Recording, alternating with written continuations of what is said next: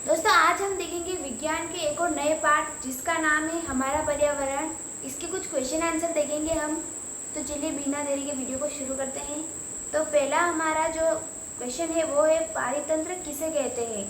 तो किसी क्षेत्र के जैविक घटक जिसमें जंतु, पादप, सूक्ष्म जीव तथा अजैविक घटक जिसमें निर्जीव वातावरणीय कारक मिलकर पारितंत्र बनाते हैं, इसे ही पारितंत्र कहते हैं।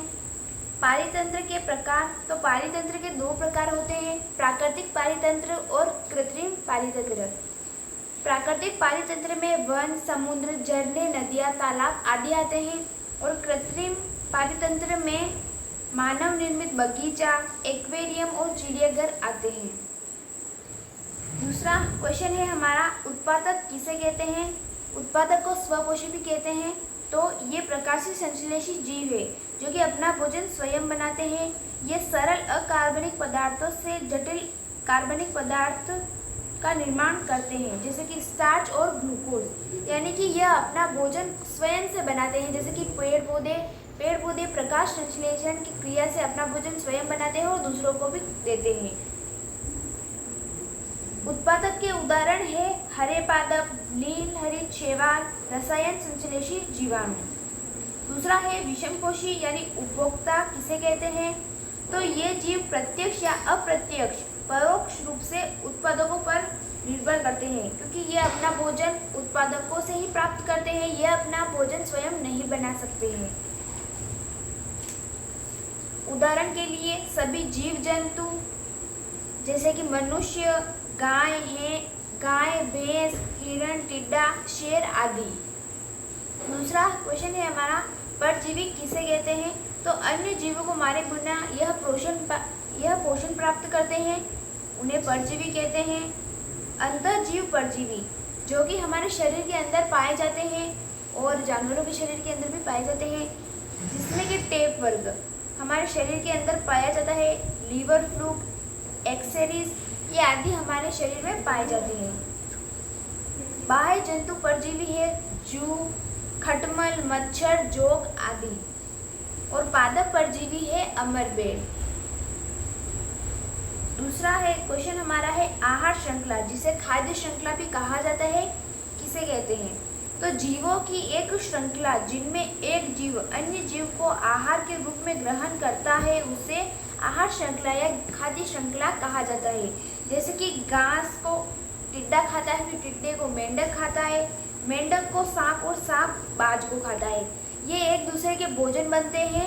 इन्हें ही आहार श्रृंखला या खाद्य श्रृंखला के रूप में हम बांट सकते हैं। दूसरा क्वेश्चन है हमारा, पोषी स्तर किसे कहते हैं। तो आहार श्रृंखला के प्रत्येक चरण को पोषी स्तर कहते हैं। दूसरा क्वेश्चन है हमारा, आहार जाल यानी खाद्य जाल किसे कहते हैं। प्रत्येक जीव दो या अधिक प्रकार के जीवों द्वारा खाया जाता है जो स्वयं अनेक प्रकार के जीवों का आहार बनता है यानी भोजन बनता है।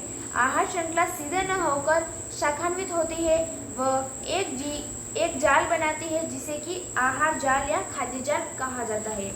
जिसमें इस आहार जाल में यह होता है जैसे कि एक जीव बहुत सारे जीवों का खाना बनता है।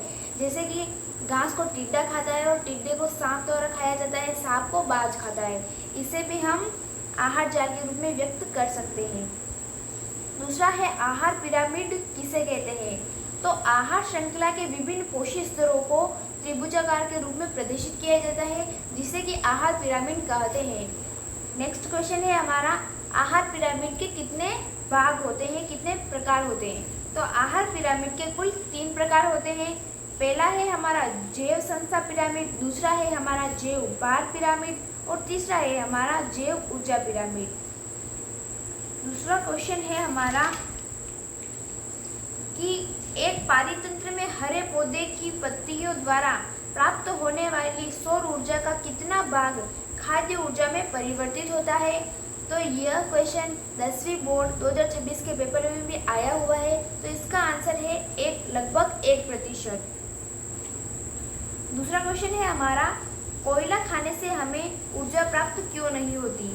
तो कोयले के पाचन के लिए हमारे शरीर में वह एंजाइम नहीं होते हैं जो कि कोयले का पाचन कर सके, इसीलिए हम उसे खाएंगे तो हमें उससे ऊर्जा प्राप्त नहीं होगी। दूसरा क्वेश्चन है हमारा, जैव आवर्धन किसे कहते हैं? तो हानिकारक रसायनों का प्रत्येक कोशिकीय स्तर में उत्तरोत्तर वृद्धि होने को जैव आवर्धन कहते हैं। दूसरा क्वेश्चन है हमारा, जैव आवर्धन वाला पदार्थ कैसा है? यह एमसीक्यू से है। तो है पहला क्वेश्चन, पहला जो हमारा है डीडीटी, दूसरा है कीटनाशक, तीसरा है पीड़कनाशी, चौथा है उर्वरक और पांचवा है रसायन। तो इसका आंसर होगा उपरोक्त सभी। ये सभी जैव आवर्धन वाले पदार्थ हैं। दूसरा क्वेश्चन है हमारा, दो प्रमुख पर्यावरणीय समस्याएं लिखो। तो इसमें हम अपनी मर्जी से कोई भी पर्यावरणीय समस्या लिख सकते हैं। तो मैं यहाँ पर लिख रही हूँ ओजोन अपक्षय व अपशिष्ट का निपटान। दूसरा क्वेश्चन है हमारा, अपशिष्ट क्या है? तो मानवीय उपयोग के पश्चात जो अनुपयुक्त पदार्थ बच जाते हैं उसे अपशिष्ट कहते हैं। जैसे हम किसी चीज़ का इस्तेमाल करते हैं और वह बाद में हमारे लिए काम नहीं आती और हम उसे फेंक देते, तो वह अपशिष्ट के रूप में प्रदर्शित किया जा सकता है उस चीज़ को। जैसे कि फल, सब्जियां, उनके छिलके, पॉलीथीन वगैरह। दूसरा है ओजोन क्या है? तो ऑक्सीजन के 3 परमाणु मिलकर ओजोन बनाते हैं, जिसमें कि O2 जो है वो प्राणदायक होती है और O3 जो होती है वो घातक विष है। यानी कि हम O2 तो हम ले सकते हैं, लेकिन O3 यह हमारे लिए एक विष के समान है। और ओजोन एक परत है जो कि सूर्य से आने वाली पराबैंगनी किरणों से हमें बचाता है, जिससे कि हमें ओजोन परत के लाभ भी बहुत सारे हैं, जिसमें कि ये हमें त्वचा के रोग से बचाता है, आँखों के रोग से बचाता है और कैंसर से भी सुरक्षा करता है। लेकिन जब ओजोन में छेद हो जाएगा तो ये सभी चीज़ें बड़ी भारी मात्रा में होने लगेंगी। दूसरा है ओजोन का कार्य क्या है?